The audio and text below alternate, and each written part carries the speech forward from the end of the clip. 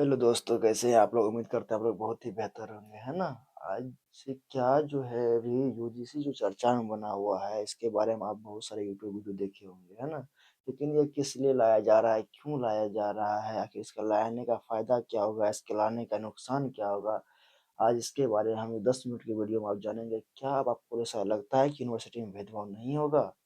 UGC के लागू होने से इस चीज़ को भी हम देखेंगे। लेकिन सबसे पहले अगर आप इस चैनल पर नए होंगे तो चैनल को सब्सक्राइब कीजिएगा। चलिए हम आगे की ओर लाइक कीजिएगा, आगे की ओर चलते हैं। चलिए, मेरा क्या है यूजीसी, सबसे पहले हम जानते हैं यूजीसी का फुल फॉर्म क्या होता है। यूजीसी मतलब होता है यूनिवर्सिटी ग्रांट्स कमीशन, यानी कि विश्वविद्यालय अनुदान आयोग। यूजीसी का तात्पर्य क्या है कि अभी विश्वविद्यालय में लागू करना चाह रहा है, जो कि सरकार बनाया है। ठीक है, इसमें कहना क्या है कि इसको कि जो हमारे एससी, एसटी और के साथ जो भेदभाव किया जाता है ओबीसी के साथ, उसे मिटाने का ये प्रयास किया जा रहा है, जिसके लिए ये जो लाया गया है। 2012 में ऐसा-ऐसा केस जो हुआ था, 2016 में ऐसा केस हुआ था कि सुप्रीम कोर्ट ने इसके लिए माँग किया था और इसके लिए सरकार बना के दिया, लेकिन लोग इसका विरोध क्यों कर रहा है? सबसे पहले हम देखते हैं इसमें जो है यूजीसी आखिर इतना चर्चा में बना क्यों है? Promotion of equality in higher education institution, यानी कि इसको जो है जो यूजीसी को लाया गया, यह एक समान शिक्षा के लिए लाया गया था। एक समान यानी कि आपको जो है किसी भी यूनिवर्सिटी में, किसी भी कॉलेज में आपके साथ भेदभाव नहीं होगा। लेकिन तब भी ये इतना जो है क्यों बन गया है? तो पहले क्या लिखा हुआ है, equal opportunity centre EOC. EOC का मतलब होता है एक समान अवसर केंद्र। पहले क्या था ना कि सभी यूनिवर्सिटी, सभी कॉलेज को अपना ये दे दिया था कि आप जो है वहाँ पे अपने मन से चेयर करा करा सकते हैं। एक समान अवसर उसको दिया था कि आप एक समानता के अनुसार चलाइए, इसमें कोई भेदभाव नहीं होगा। लेकिन जो अपर जाति के लोग होते थे, वो क्या करते ना कि छोटे जाति के लोगों के साथ भेदभाव करते थे। उसके बाद है इक्वलिटी कम्युनिटी कमिटी, समानता समिति, यानी कि एससी, एसटी, ओबीसी के साथ जो है भेदभाव करना, ये इसके लिए जो है सरकार ऐसे लाया था। ठीक है, लेकिन अभी लागू हुआ नहीं है, इस पे सुप्रीम कोर्ट रोक लगा दिया है। वो भी हम बताएँगे सुप्रीम कोर्ट क्यों रोक लगाया अभी, ठीक है? इक्विटी इक्विटी एस्क्यूट्स, यानी कि इक्विटी एस्क्यूट्स का मतलब क्या है? 24 घंटे और 15 दिनों में रिपोर्ट, यानी कि जब कोई व्यक्ति ओबीसी, एसटी को कोई इंसान परेशान करेगा, उसको किसी प्रकार से फँसाया जाएगा, तो ये इंसान क्या है ना कि अगर ये किसी पे केस करता है, एफआईआर करता है, तो इसे 24 घंटे में उस सुनवाई को करना पड़ेगा और 15 दिनों के अंदर एक नोटिस जारी करना पड़ेगा इसके लिए, ठीक है? अब है सख्त समय सीमा, सख्त समय अच्छा सॉरी ये सख्त समय सीमा जो है ये किसमें आएगा?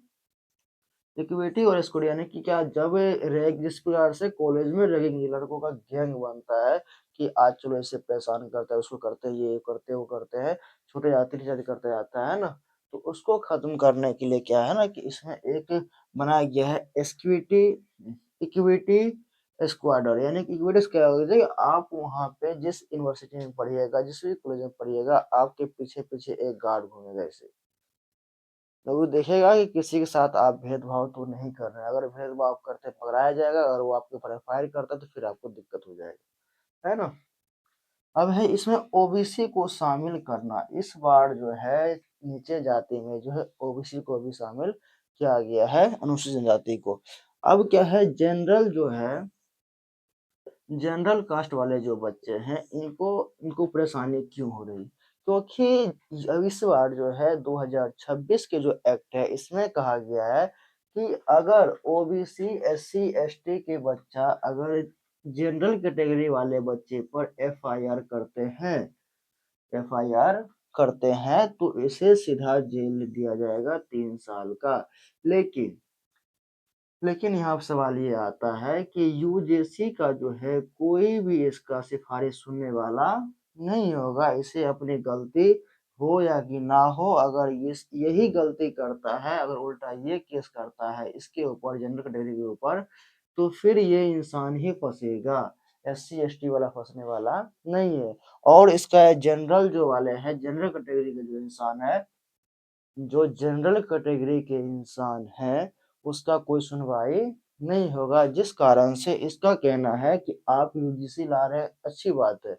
लेकिन अगर कोई इंसान हमें झूठा केस में, झूठा मुकदमा में फँसा देगा, फिर मेरे भी बात सुनने का अधिकार आप उसमें दीजिए। अगर झूठ पकड़ाने पर एससी-एसटी को, फिर आप ओबीसी को इसमें जुर्माना और ऊपर से उसको सज़ा भी दीजिए। क्योंकि अगर जहाँ पे मेरी गलती नहीं है, तो मैं सज़ा फिर क्यों काटूँ?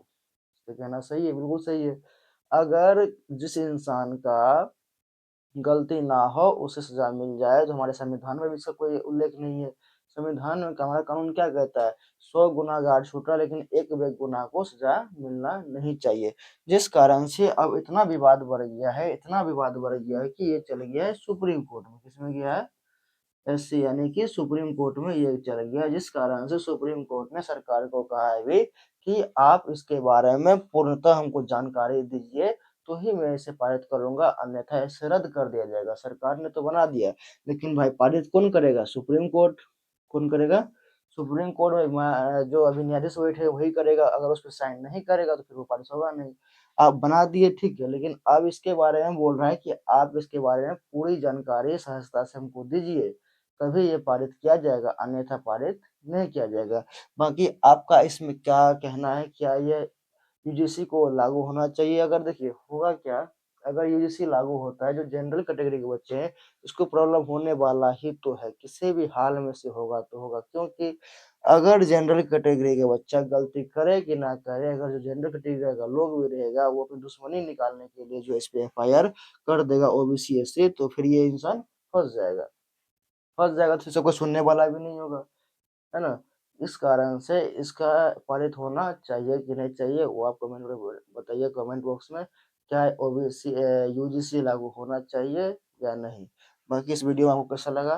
तब तक के लिए